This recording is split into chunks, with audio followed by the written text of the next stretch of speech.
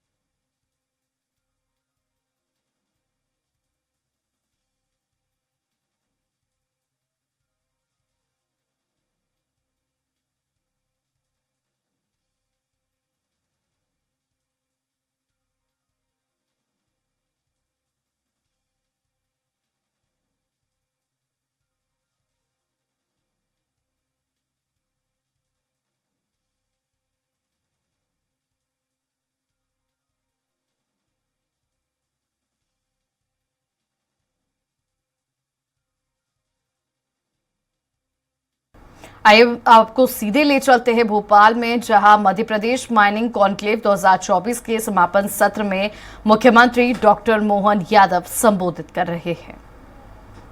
चीजें बताई है, उस कॉमन चीजों में हमको एहसास भी, इसलिए कई दुनिया के देशों से हमारे देश की कई मतभिन्नता भी भाव के आधार पर। हमारे यहाँ कहा गया यत पिंडे तत् ब्रह्मांडे। हमको अगर इस ब्रह्मांड को समझना है तो अपने इस शरीर की रचना को समझ लोगे तो ब्रह्मांड समझ में आ जाएगा। दोनों में कोई अंतर नहीं है, ये हमारी संस्कृति हमको बताती। और उसी में हमारे अपने काम करने के तरीके में भी वो बात आई जाती है। हमारी अपनी रत्नगर्भा इस पृथ्वी माता को हमने माता संस्कृति से जोड़ा है, क्योंकि हमारे यहाँ मातृ सत्ता को प्राधान्यता दी और मातृ संस्था को प्राधान्यता देने में हम अपने इस कुटुंब परिवार को तो विश्व की पूरी कुटुंब की कामना करते हैं, लेकिन ग्रहों में सारे ग्रहों को हमने पितृतुल्य माना, लेकिन मातृतुल्य अगर किसी को माना तो इस वसुंधरा को माना है, जिसके हम पुत्र हैं, जिसका आनंद हम सबको। और उसी नाते से हमने उसको धीरे धीरे वसुधा को नहीं, हमने अपने 200 से ज्यादा देशों में भी अपने आप को भी, अपने देश को भी मातृ संस्था से जोड़ा। इसलिए मातृ सत्ता के आधार पर हमने दुनिया के सारे देश वो अपने आप को पितृ सत्ता से जोड़ते हैं। तो वो कोई अमेरिका माता नहीं बोलता, इंग्लैंड माता नहीं बोलता, एकमात्र देश है जो भारत माता की जब बोलता। हमें इस बात का गर्व है, क्योंकि जैसे हम मातृ सत्ता से जुड़ते हैं तो हम मातृ की, एक माता की कल्पना करें, कामना करें, बच्चे के जन्म से लेकर के उसके अपनी जिंदगी की महत्वपूर्ण यात्रा मुकाम तक सारे लोगों की पूर्ति हो सकती है। लेकिन हमारे यहाँ पर अपने संस्कृति में बताया गया कि जीते जी अगर आपने देवता नहीं देखे हो, हमने माताओं को, अपने पिता को देव सत्ता के नाते से सीधे सीधे स्वीकार किया है। ये हमारे संस्कृति ने हमको सिखाया। इसी नाते से हम अपने मातृ देवो भव पितृ देवो भव, उनको देवता के बराबर मानते हैं। और केवल मानते नहीं, ये हमने एहसास भी किया। जैसे हमारी रचना, हमारी रक्त धमनियां हमारे शरीर से अपने रक्त का प्रवाह करते हुए जीवन देती है, उसी प्रकार से हमारी इस वसुंधरा के अंदर बहने वाली नदियां हर उस रक्त प्रवाह की समान इस रत्नगर्भा पृथ्वी के जीवंत होने के प्रमाण देती है। और इसीलिए ये बाद में नोबेल पुरस्कार मिला होगा, इनने अलग अलग प्रकार से प्राण ढूंढने का प्रयास किया।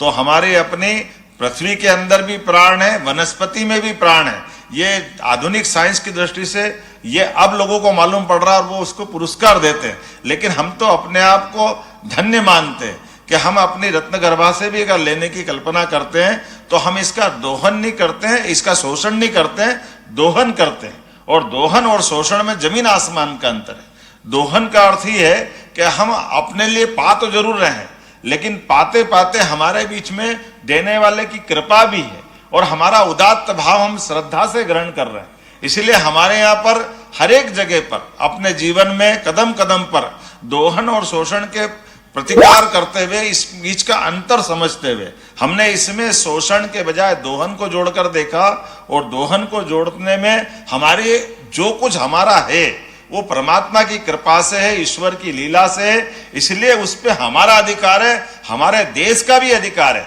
लेकिन देश को भी हमने छोटा नहीं माना। इसलिए वसुधा के माध्यम से पूरी दुनिया को अपन ने माना।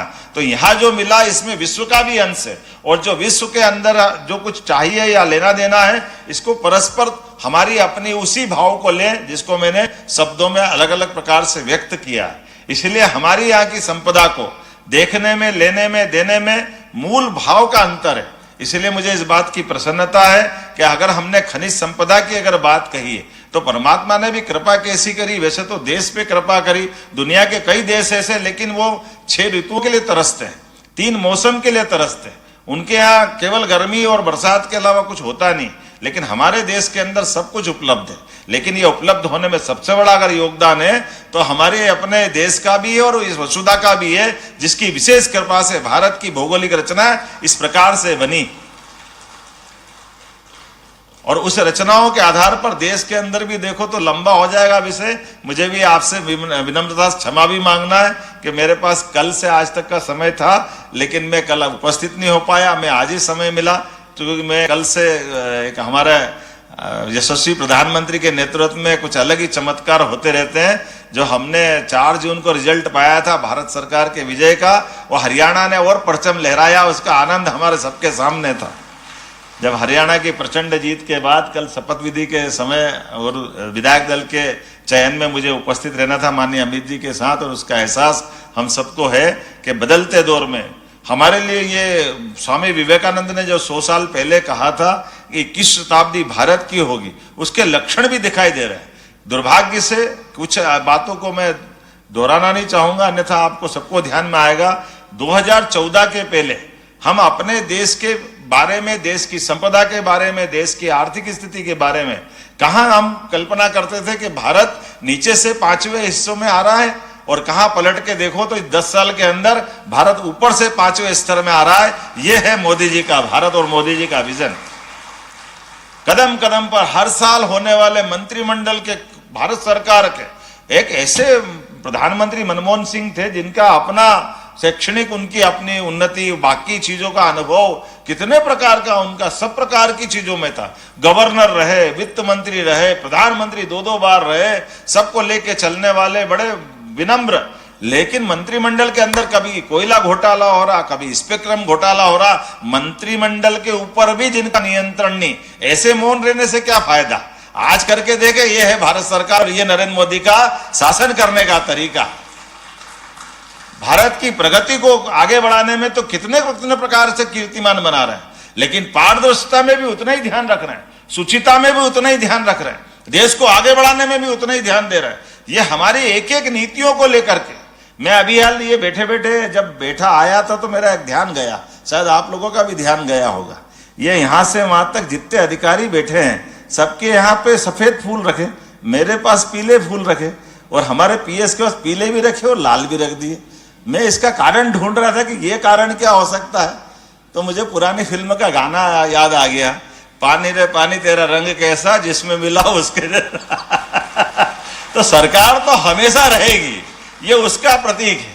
सरकार चलाने वाला कैसा है, ये उसका भी प्रतीक है। मुझे इस बात की प्रसन्नता है कि यशस्वी प्रधानमंत्री के नेतृत्व में मैकेनिज्म तो वो का वही, अधिकारी भी वही है, लेकिन अधिकारी को छूट दे कि अगर पारदर्शिता की नीति बनाना है, अगर खदान की नीलामी बनाना है, नीलामी की कोई पॉलिसी बनाना है, तो मुझे इस बात का गर्व है, इतनी साफ सुथरी पॉलिसी बने कि 10 साल के बाद 11वां साल चालू हो गया, एक भी कोई घोटाला कुछ लफड़ा झंझटबाजी अपने भारत सरकार के माध्यम से नहीं आया।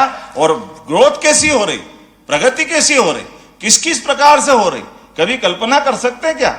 यह आज बदलते दौर में मुझे तो भगवान राम के चरण देकर आनंद आ गया कि हमारे यहाँ का अपना पुत्र अयोध्या में भगवान राम के मंदिर पे पहुंच रहा है। यह हमारा अपना मध्य प्रदेश का गौरव और गर्व है, लेकिन संभव हुआ यशस्वी प्रधानमंत्री के कारण से। ग्रेनाइट का बताया, अभी जो मुझे बताया कि ये जो वहां कर्नाटक में आमतौर पर हम ये सब चीजें खदान के मामले में आंध्र, कर्नाटक, तमिलनाडु पे ही देखते थे, लेकिन हमारा अपना यहाँ की पत्थर की कृति, यहाँ की अपनी माइनिंग से निकली हुई कृति और उसकी गुणवत्ता कितनी उच्च कोटि की अभी अपन यहाँ देख करके आ रहे हैं। और वो नहीं कितने प्रकार से, अलग अलग प्रकार से आप सब ने भी, अभी मुझे इस बात की प्रसन्नता कि भारत सरकार ने हमको नंबर 1 का पुरस्कार दिया माइनिंग नीलामी को लेकर, तो वो केवल भारत सरकार की उस पॉलिसी को धन्यवाद देते।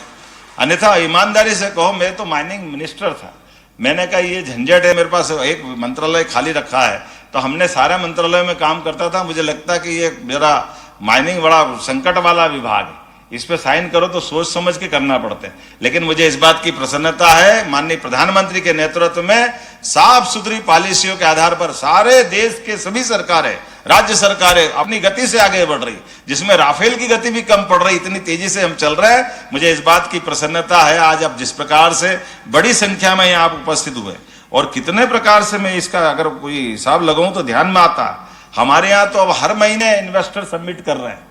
मध्य प्रदेश आज यशस्वी प्रधानमंत्री के नेतृत्व में अपनी जेट की गति से भी आगे तेजी से जा रहा है, सब सेक्टर के लिए लगातार, क्योंकि ये बात तो सत्य है, हमारी एग्रीकल्चर ग्रोथ रेट विश्व में सबसे ज्यादा हो गई, लेकिन एग्रीकल्चर की भी एक सीमा है, लेकिन हमारी बाकी जो संपदा है, बाकी जो हमारी संसाधन की क्षमता है, उसको भी आगे बढ़ाने की जरूरत, और वो आगे बढ़ाने के लिए सभी सेक्टर के सभी प्रकार के लोगों के लिए सबको जोड़ के चलते हुए, सबका साथ सबका विकास, खाली बोलने के लिए नहीं, इसको करके दिखाने के लिए कि हमको हमारे यहाँ की जो बौद्धिक क्षमता है उनको काम मिलेगा, और हमारी जो खनन क्षमता है, हमारी भूगर्भ क्षमता है, उसके आधार पर मध्य प्रदेश में